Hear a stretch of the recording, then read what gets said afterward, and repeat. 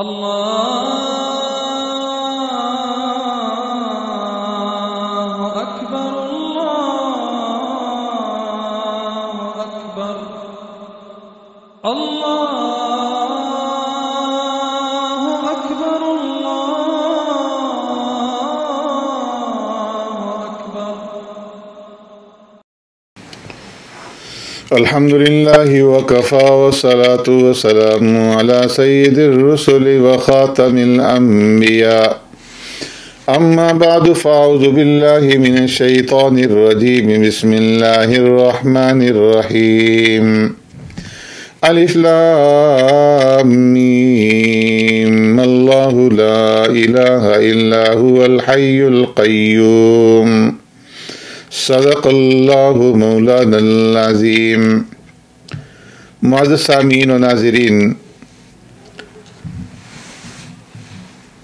یہ سورہ آل عمران ہے. تیسرے پارے کے 8 رکوع تو سورہ بقرہ پر مشتمل تھے اور 9ویں رکوع سے سورہ آل عمران کا آغاز ہوتا ہے. سورہ آل عمران ترتیبی اعتبار سے تیسرے نمبر کی صورت ہے، لیکن نزولی اعتبار سے یہ 89 نمبر پر نازل ہوئی ہے. 89 نمبر پر اس صورت کا نزول ہوا ہے. اس صورت کا نام سورہ آل عمران اس وجہ سے رکھا گیا کہ اس صورت میں ایک مقام پر آل عمران کا ذکر آیا ہے، اس کو علامت کے طور پر اس کا نام قرار دیا گیا. یہ صورت بالاتفاق مدنی ہے اور اس میں 20 رکوع اور 200 آیات ہیں. اس صورت میں حضرت عمران علیہ السلام کے خاندان کا قصہ بیان کیا گیا ہے، لہذا اس سورت کا نام بھی آل عمران رکھ دیا گیا. اس سورت کی فضیلت کے بارے میں صحیح مسلم میں حضرت ابو امامہ رضی اللہ تعالیٰ عنہ سے روایت ہے کہ میں نے پیارے پیغمبر صلی اللہ علیہ وسلم کو یہ فرماتے ہوئے سنا کہ 2 روشن صورتیں یعنی سورہ بقرہ اور آل عمران پڑھا کرو. ان دونوں صورتوں کے مضامین میں حد درجہ مناسبت پائی جاتی ہے.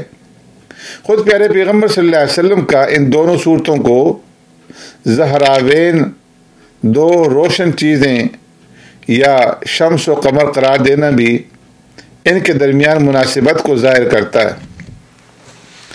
اس کے علاوہ ان دونوں صورتوں میں اہل کتاب سے خطاب ہے. سورہ بقرہ میں زیادہ تر خطاب یہود کی طرف تھا، جبکہ آل عمران میں اصل خطاب نصارہ سے ہے. پھر یہ کہ دونوں صورتوں کا آغاز حروف مقطعات میں سے الف لام میم کے ساتھ ہوا ہے اور دونوں ہی صورتوں کی ابتدا میں قرآن کی حقانیت کو بیان فرمایا گیا ہے. اس صورت کی تقریباً 80 آیات اس وقت نازل ہوئیں جب نجران کے عیسائیوں کا ایک وفد پیارے پیغمبر صلی اللہ علیہ وسلم کی خدمت میں حاضر ہوا. اس وفد میں نصارہ کے 60 افراد شامل تھے. وفد کے شرکاء نے حضرت عیسیٰ علیہ السلام کے بارے میں پیارے پیغمبر صلی اللہ علیہ وسلم کے ساتھ مباحثہ کیا اور انہیں معاذ اللہ کا بیٹا ثابت کرنے کی کوشش کی. ان لوگوں نے حضرت عیسیٰ علیہ السلام کو ان کے مرتبہ سے بڑھا چڑھا کر پیش کیا. کبھی کہتے کہ وہ اللہ ہیں اور کبھی کہتے کہ وہ ابن اللہ ہیں اور کبھی کہتے کہ الوہیت کے مثلث یعنی باپ ماں اور بیٹا کا ایک حصہ ہیں. پیارے پیغمبر صلی اللہ علیہ وسلم نے انہیں مثبت جواب دیتے ہوئے فرمایا کہ اللہ تبارک و تعالی زندہ جاوید ہے اور اس پر موت طاری نہیں ہو سکتی، جبکہ عیسیٰ علیہ السلام پر موت طاری ہو کر رہے گی. بیٹا اپنے باپ کے مشابہ ہوتا ہے، جبکہ عیسیٰ علیہ السلام میں اللہ تعالیٰ کے ساتھ مشابہت نہیں. اللہ تعالیٰ کھانے پینے سے مبرہ ہیں، جبکہ عیسیٰ علیہ السلام کھاتے پیتے ہیں۔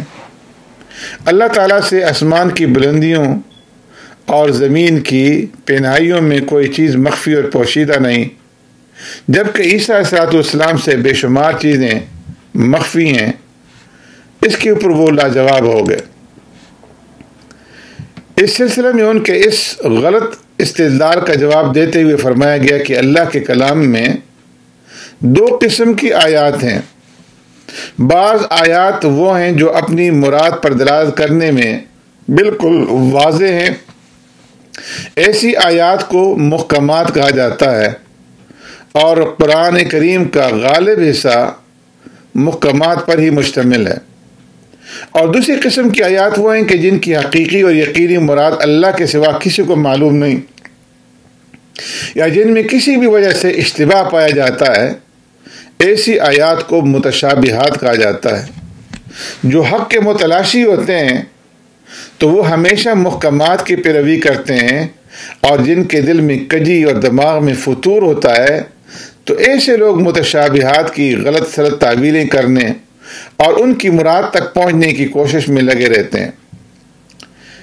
کلمۃ اللہ، روح اللہ جیسے الفاظ متشابہات کی قسم میں سے ہیں، اور ان متشابہات کی بنیاد پر شرکیہ عقائد کی عمارت کھڑی کرنا پانی پر نقش بنانے کے سوا کچھ نہیں۔ توحید اور ایمان کے دلائل بالکل واضح ہیں، اور ان کا انکار وہی شخص کر سکتا ہے کہ جو بصیرت سے بالکل کورا ہو۔ فرمایا اس کائنات کی ہر چیز، یہاں تک کہ خود باری تعالیٰ، اس کے پاک فرشتے اور نیک علماء توحید کی گواہی دیتے ہیں۔ جیسے اللہ توحید کی گواہی دیتا ہے، اسی طرح وہ اس بات کی بھی گواہی دیتا ہے کہ اس کے نزدیک پسندیدہ دین صرف دین اسلام ہے۔ فرمایا یہود و نصارہ کا اس کی حقانیت کے بارے میں جھگڑا کرنا سوائے کفر اور عناد کے اور کچھ بھی نہیں۔ اس کے بعد اگلی آیات میں مسلسل اہل کتاب کی مذمت بیان کی گئی ہے، اور ان کے جرائم بیان کی گئے ہیں کہ جنہوں نے انبیاء علیہ السلام کو قتل کیا، خون ریزی کی، اللہ کے نیک بندوں کے اوپر مظالم ڈھائے، اور پھر مسلمانوں کو سمجھایا گیا ہے کہ وہ مومنوں کو چھوڑ کر کے کافروں کو اپنا دوست نہ بنائیں، اس لیے کہ اسلام اور کفر کے درمیان کوئی رشتہ اور ناطہ نہیں ہے، اور کافر کبھی بھی مسلمان کے ساتھ مخلص نہیں ہو سکتا۔ سبحانک اللہم بحمدک نشہد ان لا الہ الا انت نستغفرک ونتوب الیک۔